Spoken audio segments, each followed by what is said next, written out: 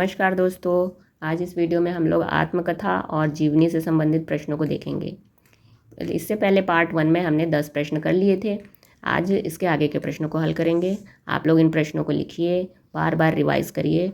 जितना रिवाइज़ करेंगे उतना दिमाग में सेट होगा, याद होगा।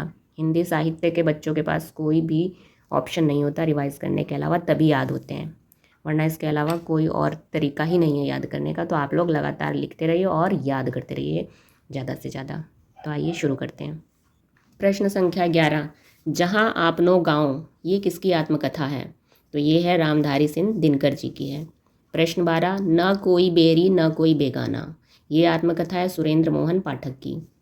एक मत कयामत, ये किसकी है? सुशील कालरा की। विजय पथ का अविचल पंथी, शांता कुमार की है ये आत्मकथा। समाज जिसमें मैं रहता हूँ, ये नरेंद्र कोहली की है। शेष है अभी समर, ये विजेंद्र जी की है। तो ये देखिए आप, ये 2018, 2019, 2020, 21, 2017 ये सब नई रचनाएं हैं। तो ये प्रश्न पूछा जा सकता है क्योंकि नई रचनाओं से प्रश्न होता है, एग्जामिनर करता है, तो इसे आप ज़रूर याद कर लीजिएगा। प्रश्न संख्या 13, मेरी साहित्यिक यात्रा, ये किसकी आत्मकथा है? भीष्म साहनी, ये तो बहुत प्रसिद्ध कवि हैं। प्रश्न 14, जीवन क्या जिए, आत्मकथा किसकी है? नामवर सिंह की है और इसका संपादन किया था आशीष त्रिपाठी जी ने। प्रश्न 15, मेरी औलिया गांव, मेरा औलिया गांव, ये आत्मकथा है शेखर जोशी की। दिनांक के बिना, ये आत्मकथा है उषा किरण खान की। प्रश्न 17, धारा के विपरीत, आत्मकथा किसकी है? गोविंद मिश्र जी की।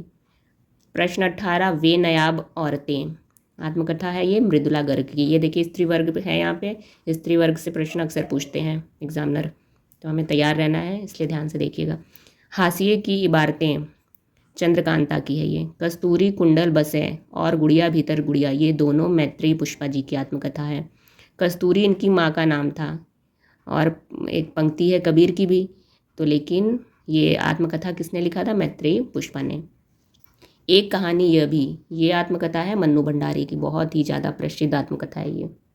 प्रश्न 19, कुछ कथन भी देके पूछ लेता है, कथन किसका है? तो देखिए, मैंने अपनी आप बीती को बिल्कुल तटस्थ मुद्रा के साथ अभिव्यक्त किया है। मेरे मरघर मधुवन नहीं बने, परंतु यहाँ जलती भावनाओं के सब जिंदगी की ओर खींच ले जाते हैं। ये कथन किसका है? तो ये है कृष्णा अग्निहोत्री जी का।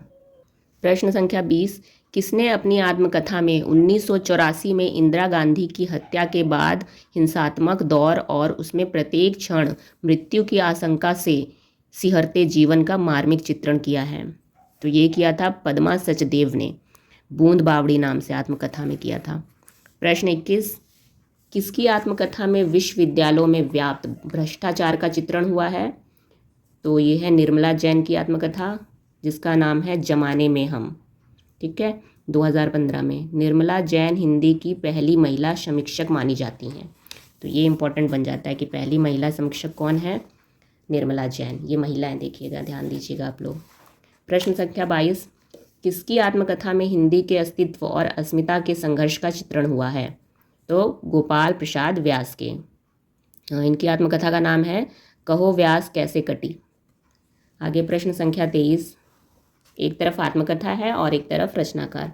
मुड़ मुड़ कर देखता हूँ, ये आत्मकथा है राजेंद्र यादव की। आज के अतीत, ये किसकी है? भीष्म साहिनी जी की। पाँव भर जीरे में ब्रह्मभोज, अशोक वाजपेयी का है ये आत्मकथा। पंछी उड़ गया, ये विष्णु प्रभाकर जी की है।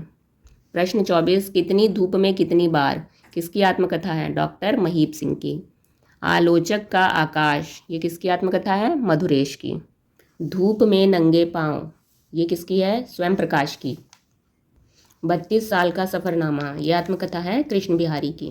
प्रश्न संख्या 25, अपनी ज़मीन अपना आसमां, किसकी आत्मकथा है? रजनी तिलक की। ये देखिए स्त्री वर्ग है। छूटे पन्नों की उड़ान, ये अनीता भारती जी की है। सिकंजे का दर्द, सुशीला टाकभौर की। मेरी पत्नी और भेड़िया, ये बहुत प्रसिद्ध आत्मकथा है, ये है धर्मवीर भारती की। प्रश्न 26, युगों का यात्री, युगों का यात्री ये जीवनी है और ये किसकी जीवनी है? नागा अर्जुन की जीवनी है, लेकिन इसकी रचना की है तारानंद वियोगी जी ने। ध्यान रखिएगा, युगों की यात्री नाम से जीवनी लिखी गई है किसके ऊपर? नागार्जुन के ऊपर, और इसे लिखने वाले कौन है? तारानंद वियोगी जी। प्रश्न 27, ढक्कन से नागा अर्जुन एक जीवन यात्रा, ये जीवनी है तो नाम से ही पता चल रहा है कि नागा अर्जुन की जीवनी है, बट इसको लिखने वाले हैं शोभाकांत जी, जो कि कौन थे, नागार्जुन के पुत्र थे। बाबूजी नाम से भी जीवनी लिखी गई थी, शोभाकांत ने ही नागार्जुन की पहली जीवनी लिखी थी। देखो, बाबूजी नाम से शोभाकांत जी इनके पुत्र ने ही 1991 में पहली जीवनी लिखी थी। फिर उसके बाद शोभाकांत ने ही दूसरी जीवनी इनकी लिखी थी, ढक्कन से नागा अर्जुन एक जीवन यात्रा। ये दूसरा भाग है बाबूजी का, जो कि 2022 में लिखी गई है। देखिए 2022 का है तो इम्पोर्टेंट प्रश्न बनता है यहाँ पे। और नागार्जुन का दूसरा नाम ढक्कन था। ये ढक्कन रख दिया था, घर वालों ने अंधविश्वास में रखा था, क्योंकि इनकी जब आप जीवनी पढ़ेंगे तो पता चलेगा कि ये अक्सर बीमार पड़ जाते थे बचपन में, इनको नज़र लग जाती थी, ऐसा इनका घर वालों का मानना था, तो इसलिए ढक्कन नाम रख दिया था इनका। प्रश्न संख्या 28, अवसाद का आनंद, ये किसकी जीवनी है, जयशंकर प्रसाद की। इसे लिखा है डॉक्टर सत्यदेव त्रिपाठी जी ने।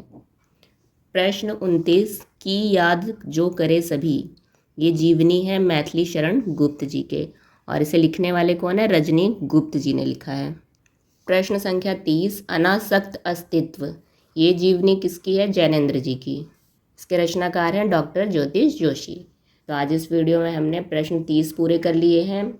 इसके आगे के भाग को आगे करेंगे नेक्स्ट वीडियो में। अगर आपको प्रश्नों की श्रृंखला अच्छी लग रही है तो प्लीज़ लाइक और सब्सक्राइब ज़रूर करें। धन्यवाद।